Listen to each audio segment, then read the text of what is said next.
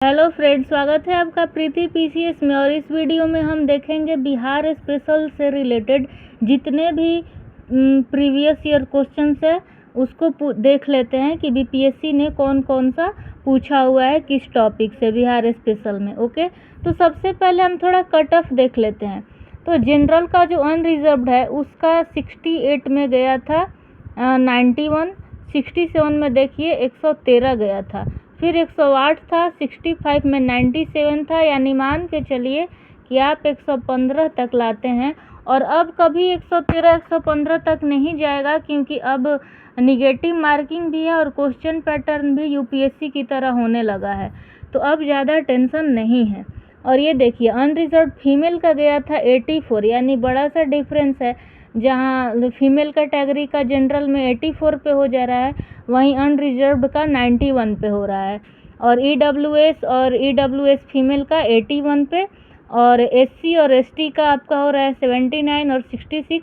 तो मैक्सिमम जो है यहाँ पे लोग हमारे बिहार में वो ईबीसी वाले हैं, जो ओबीसी कैटेगरी है, यहाँ पे ज़्यादा है एसटी के बाद। तो ईबीसी 86 और ईबीसी फीमेल 76, यानी 10 का गैप है। तो एक आइडिया लग गया कि किस तरह का कट ऑफ जा रहा है। तो अब आते हैं अपने टॉपिक पर कि बिहार स्पेशल के किस किस एरिया से बीपीएससी सबसे ज़्यादा क्वेश्चंस पूछता है। तो ये रहा बिहार के इतिहास से 60 से 62 में पूछा गया था 1 क्वेश्चन, और बिहार के भूगोल से 5 क्वेश्चन, बिहार की जनगणना से 1, यानी 5, 1 6, 1 7, और बिहार करंट अफेयर से 5।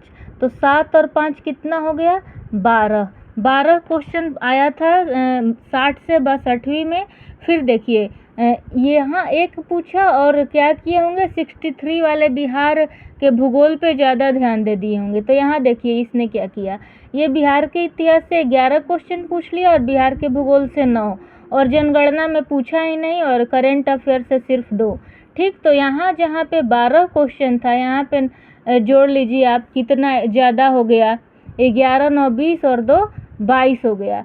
और ये फिर देखिए बिहार के इतिहास से 64 में 13, भूगोल से 5, जनगणना से 4, करंट अफेयर से 9, और आपका बिहार आर्थिक सर्वेक्षण और बजट से 4।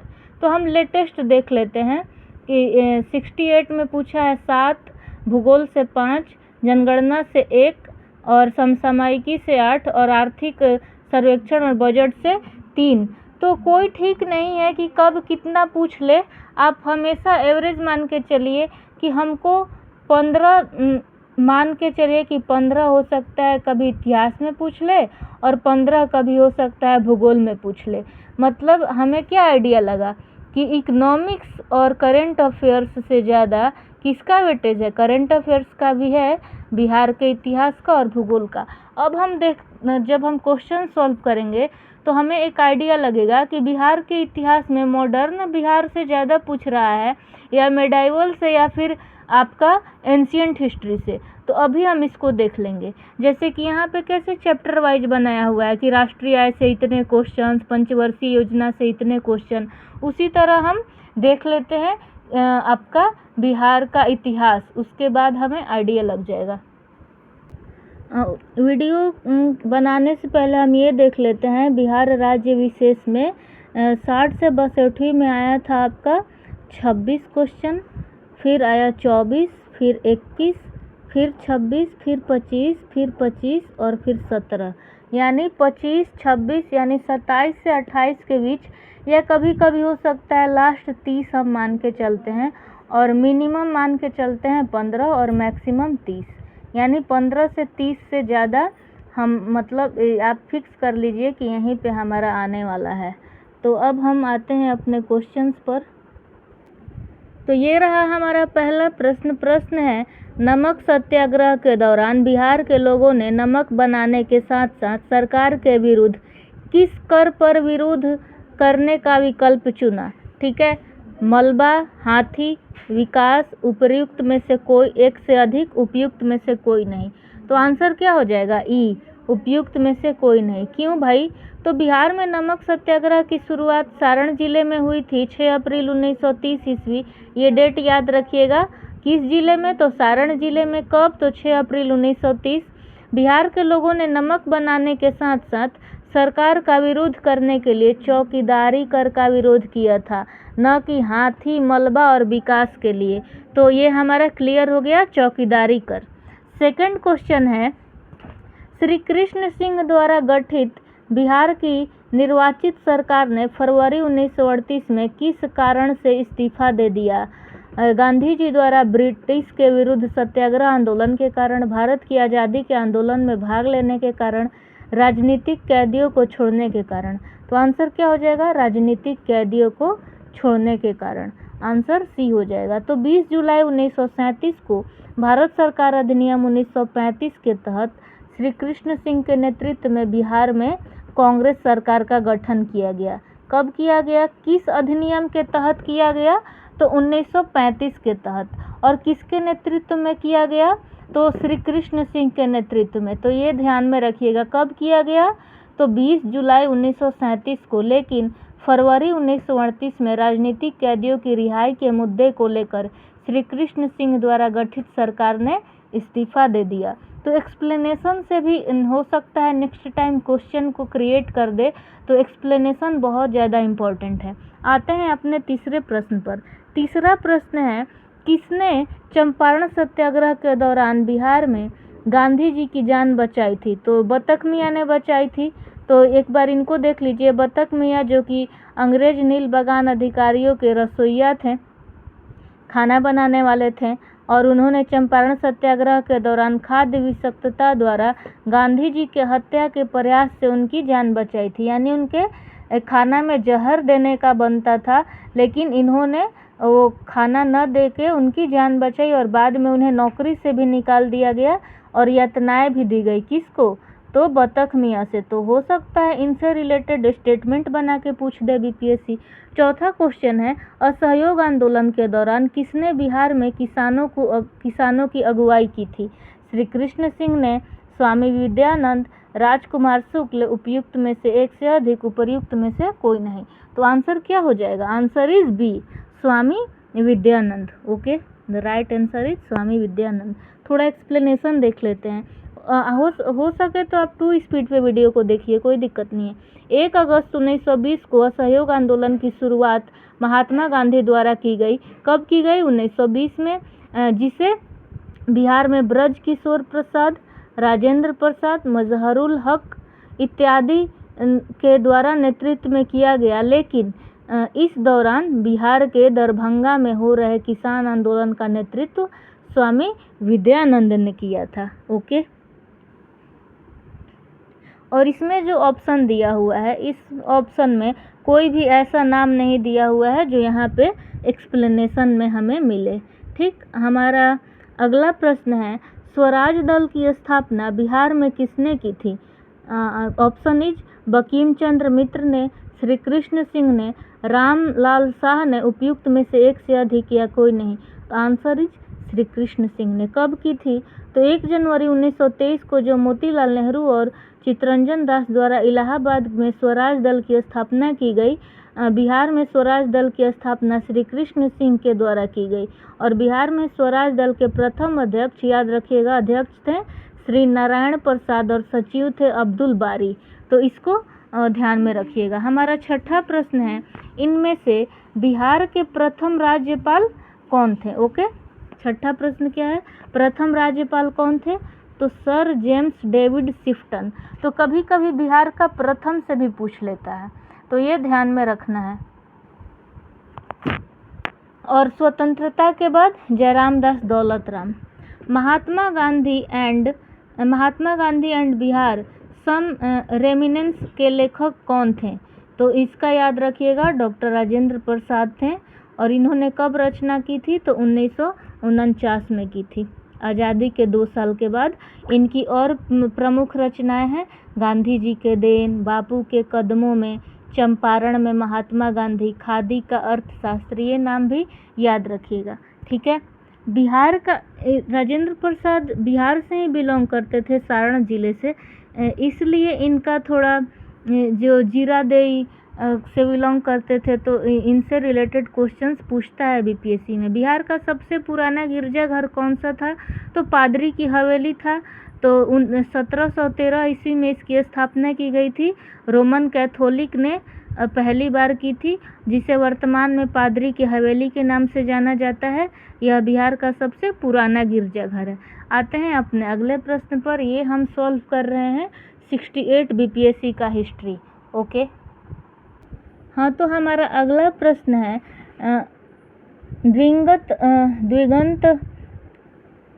दिवंगत अभिनेता कुमुदलाल गांगुली, जिन्हें उनके मंचीय नाम अशोक कुमार से भी जाना जाता है, इनका जन्म बिहार के किस शहर में हुआ था? तो भागलपुर। अब इनसे रिलेटेड क्या फैक्ट है इसको देख लेते हैं। दिवंगत अभिनेता कुमुदलाल गांगुली, जिन्हें उन्हें मंचीय नाम से अशोक कुमार के नाम से जाना जाता है, इनका जन्म भागलपुर में हुआ था। दादा मुनि और अशोक कुमार के नाम से लोकप्रिय कुमुदलाल गांगुली एक भारतीय अभिनेता थे।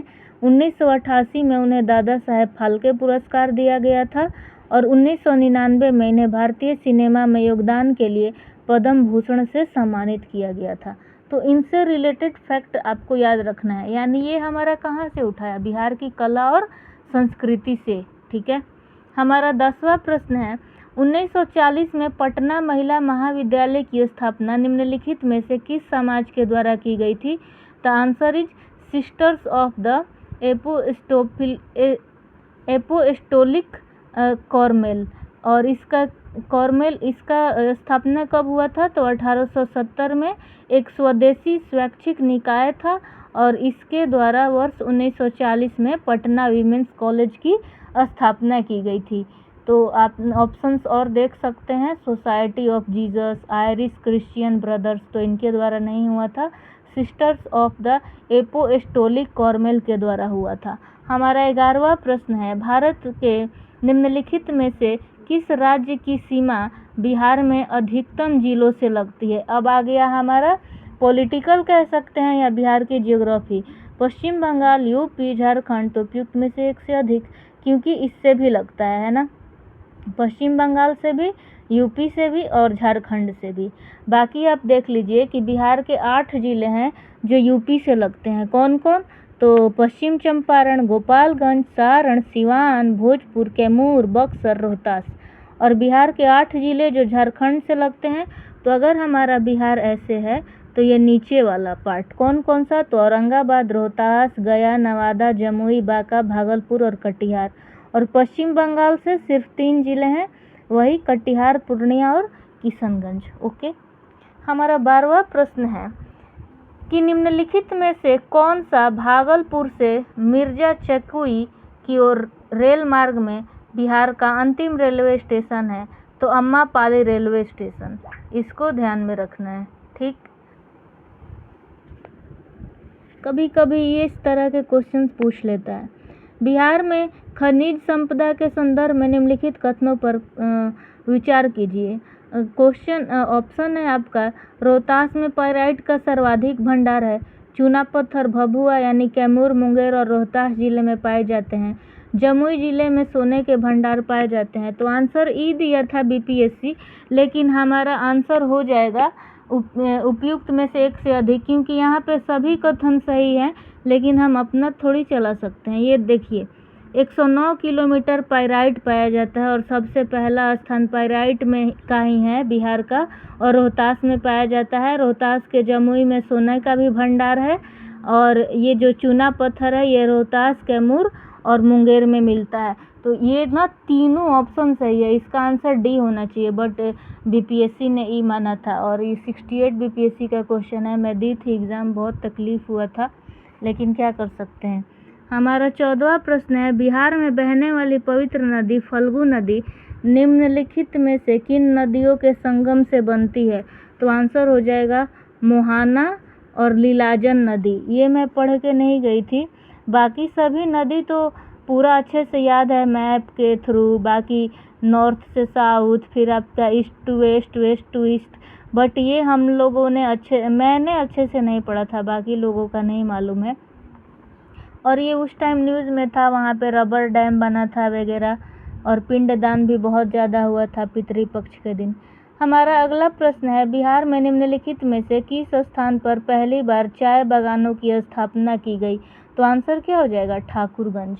ठीक, तो एक बार एक्सप्लेनेशन देख लेते हैं। 1990 के दशक में बिहार के किशनगंज में चाय की खेती प्रारंभ हुई और बिहार में सर्वप्रथम किशनगंज के ठाकुरपुर, पोठिया आदि प्रखंडों में चाय बागानों की स्थापना की गई। तो अब हमारा फर्ज क्या बनता है कि हम जूट के लिए भी देख लें और भी जो चीज़ें यूनिक हैं उसको देख लेते हैं। 16वां प्रश्न है कि आपका बिहार के निम्नलिखित जिलों का आरोही दशकीय जनसंख्या वृद्धि 2001 से 2011 के अनुसार सही क्रम चुनिए। तो आंसर क्या हो जाएगा? सीवान, किशनगंज और मधेपुरा। उसके बाद आते हैं 17वां प्रश्न पर। बिहार में कृषि आधारित उद्योग में किस खाद्य उद्योग का प्रभुत्व है? गन्ना उद्योग, अनाज आधारित। तो सबको मालूम है कि बिहार में अनाज आधारित है, क्योंकि बिहार में क्या मिलता है? जलोढ़ मिट्टी, और जलोढ़ मिट्टी में क्या होता है मैक्सिमम? तो चावल, गेहूँ, मक्का, दाल, तो ये सभी अनाज रिलेटेड है। क्या है? Grain based. ये क्वेश्चन हम लोग बहुत अच्छे से पढ़ के गए थे, इकोनॉमिक सर्वे का था, तो यहाँ से आया था। 2021 से 22 के अनुसार वर्तमान में राज्य में शहरीकरण का स्तर कितना था? तो 15.3 था। ये पढ़ा हुआ था। फिर है, बिहार में खादी के ब्रांड एम्बेसडर कौन है? तो खादी के ब्रांड एम्बेसडर उस टाइम मनोज तिवारी, और अभी तो वो है ना, क्या बोलते हैं, वो जो गायिका है मैथिली ठाकुर। सीता माता की विश्व की सबसे लंबी मूर्ति जो 251 मीटर है, इसका निर्माण बिहार के किस जिले में किया जाएगा? तो सीतामढ़ी में किया जाएगा। और ये एक बार मैच कर लेते हैं। अब ये कौन कौन है, तो ये अगर कोई गलत कर रहा है तो फिर भैया क्या ही बोल सकते हैं। आते हैं अपने अगले प्रश्न पर। ये प्रश्न कि बिहार में ऑपरेशन प्रहार किससे संबंधित है? तो शराबबंदी से संबंधित है, याद रखिएगा। तो बिहार पुलिस द्वारा राज्य में गंभीर आपराधिक घटनाओं में शामिल अभियुक्तों के साथ शराबबंदी कानून का उल्लंघन करने वालों की गिरफ्तारी के लिए ऑपरेशन प्रहार चलाया जा रहा है। 23वां प्रश्न है, हाल ही में बिहार के किस स्थान पर उत्तर भारत का पहला बर्ड रिंगिंग स्टेशन खोला गया है? तो भागलपुर। ठीक है, बिहार के भागलपुर में उत्तर भारत का पहला और भारत का चौथा बर्ड रिंगिंग स्टेशन खोला गया है। ये बिहार करेंट अफेयर्स हो गया। अन्य 3 बर्ड रिंगिंग स्टेशन है तमिलनाडु, राजस्थान और उड़ीसा। प्रवासी भारतीयों के लिए अवलोकन, निगरानी और रिसर्च के लिए इसकी स्थापना की गई है। और हमारा बेगूसराय में जो आपका कवर लेक है, वहाँ पे प्रवासी पक्षी आते हैं। निम्नलिखित में से किसने बिहार में गिद्ध संरक्षण योजना शुरू की? कैमूर ने, Kaimur tiger reserve, Rajgir wildlife sanctuary या Valmiki tiger reserve? The answer is Valmiki tiger reserve. Okay.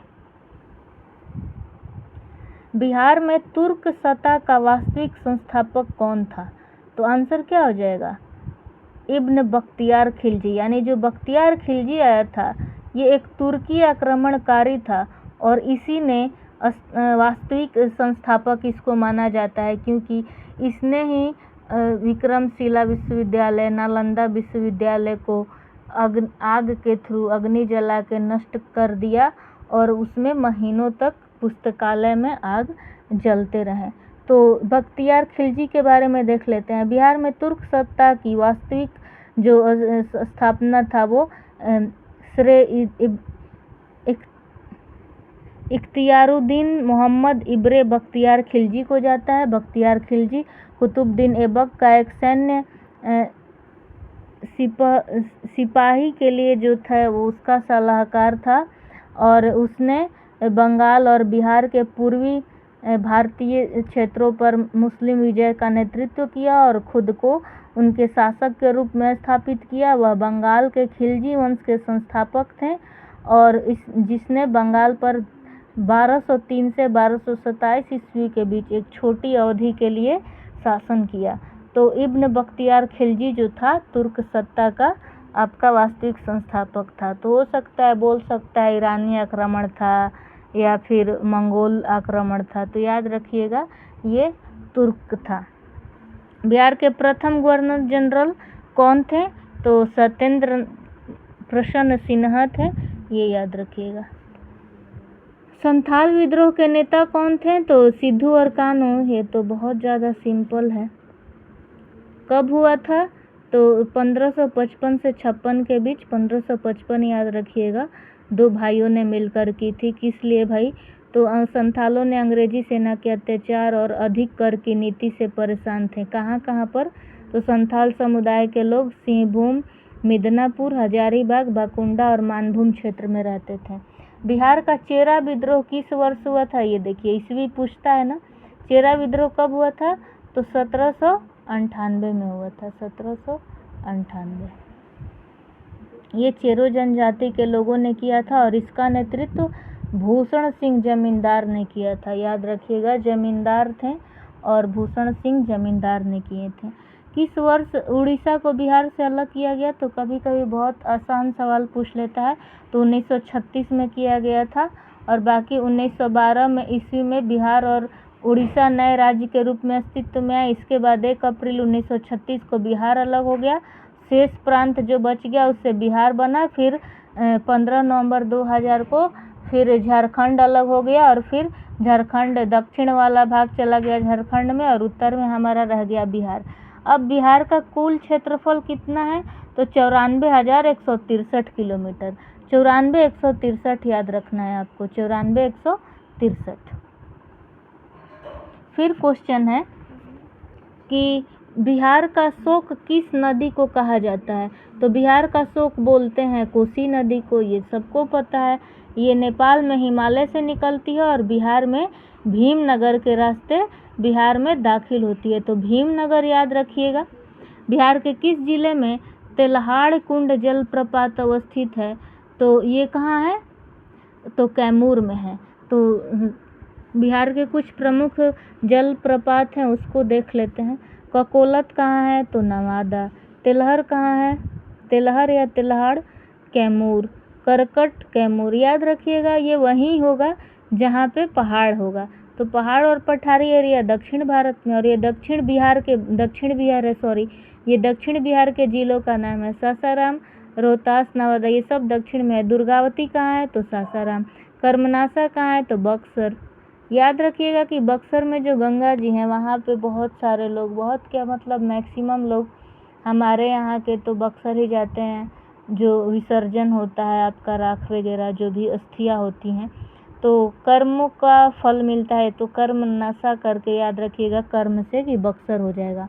धुआं कुंड जलप्रपात कहाँ है? तो सासाराम। मांझर कुंड सासाराम रोहतास में। अगर ये शहर का नाम न दे, रोहतास दे तो याद रखिएगा। तो रोहतास में क्या क्या? दुर्गावती, धुआं, मंझर।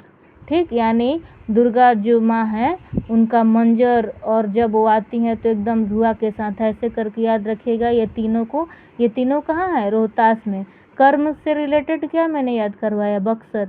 ककोलत नवादा, तेलहर कैमूर, करकट कैमूर। ठीक है, तेल और कराकट दोनों को याद रखिएगा कि तेल से करकर की आवाज़ हुई। और तो कौन सा जिला? तो कैमूर जिला। अब हमारा प्रश्न है कि एशिया की सबसे बड़ी और ताज़ा जल वाली गोखुर झील, तो वही अपना जो क्या बोलते हैं, एक्सबो करके जो आपका गोखुर झील है उसको कांवर झील बोलते हैं। तो ये बेगूसराय में स्थित है। इस झील का क्षेत्रफल 16 किलोमीटर है और ये एशिया की सबसे बड़ी गोखुर झील है। ऑक्सबो लेक बोलते हैं, ऑक्सबो, मैंने गलत बोल दिया, ऑक्सबो लेक, जिसका निर्माण गंडक नदी के विसर्पण से हुआ। विसर्पण मीन्स क्या होता है? जो नदियाँ ऐसे आती हैं सांप की तरह, तो इससे निर्माण हुआ है। ये वाला जो बीच में आया ना, इसी को बोलते हैं गोखुर झील। तो इससे निर्माण हुआ है गंडक नदी से, याद रखिएगा। कभी स्टेटमेंट बना के पूछ ले कंवर झील के बारे में और नदी का नाम गंडक न दे के बूढ़ी गंडक या कोसी या महानंदा दे दे या ट्रैप कर दे, तो वहाँ पे ध्यान रखिएगा कि गंडक होगा। बिहार के किस जिले में अधिक सोने का भंडार है? तो जमुई। बिहार के किस जिले को सिल्क सिटी के नाम से जानते हैं? तो भागलपुर। ये सब तो आसान चीज़ है। भारत की जनगणना से ही पूछ लिया कि भारत की जनगणना के अनुसार बिहार में महिला साक्षरता दर क्या है? तो 51.50। 51 में से एक गया 50। तो यहाँ पे दिया हुआ है कुल साक्षरता, पुरुष साक्षरता, महिला साक्षरता। तो अभी जनजातीय जो जनगणना हुआ है, जातीय गणना, उसको भी याद रखना है, उससे सवाल बनेगा ही बनेगा। बिहार के आर्थिक सर्वेक्षण 2021 से 22 के अनुसार कौन सा कथन गलत है? तो ये तो ठीक था, बिहार में प्राथमिक क्षेत्र में 2.3% की वृद्धि हुई थी, ठीक था, ये भी ठीक था 4.8, लेकिन ये गलत था, ये यहाँ पे ये गलत था, 2.8% हो गया। बाकी ये ठीक था 4.8 और 8.5, ये हम लोग पढ़े थे। बिहार में प्राथमिक क्षेत्र में 2.8% की वृद्धि हुई थी, ये गलत है। और यहाँ पे देखिए ये क्या लिखा है, बिहार में प्राथमिक क्षेत्र में 2.3% की वृद्धि हुई थी, और यहाँ पे क्या स्टेटमेंट बनाया है, बिहार के प्राथमिक क्षेत्र में 2.8% की दर से वृद्धि हुई थी। कौन सा गलत है? तो डी लिखा है कि बिहार में प्राथमिक क्षेत्र में 2.8% की वृद्धि की दर से वृद्धि हुई थी। तो यहाँ पे आंसर क्या हो जाएगा? 2.3। ये गलत है, मैंने सोचा कुछ और पूछा है, ये गलत है, 2.3 ही हुआ था, डी वाला गलत है। तो हमारा राइट आंसर क्या हो जाएगा? डी। अब हो सकता है जीडीपी वगैरह से पूछ ले, तो अब अभी के लिए इतना ही रहने देते हैं, बहुत सारे क्वेश्चंस हैं, ये देखिए, तो वीडियो काफ़ी लंबा हो जाएगा। तो हम लोग एक काम करेंगे, 20 या 27 क्वेश्चन, अभी हमने कितना किया, 37 क्वेश्चंस किया ना, तो हम रोज़ ना 30 या 35 क्वेश्चंस करेंगे, और फिर हम इसको पार्ट वाइज में बना देंगे, एक ही में ना हौच पौच हो जाएगा। तो एक आइडिया भी लग रहा है कि कहाँ से ज़्यादा प्रश्न बन रहा है। तो वीडियो कैसा लगा गाइस, प्लीज़ कमेंट करके बताइएगा, ताकि और मोटिवेशन मिले, क्योंकि वीडियो बनाने में टाइम लगता है। तो कमेंट प्लीज़ कीजिएगा, और अब मिलते हैं नेक्स्ट वीडियो में। Thank you so much for watching this video.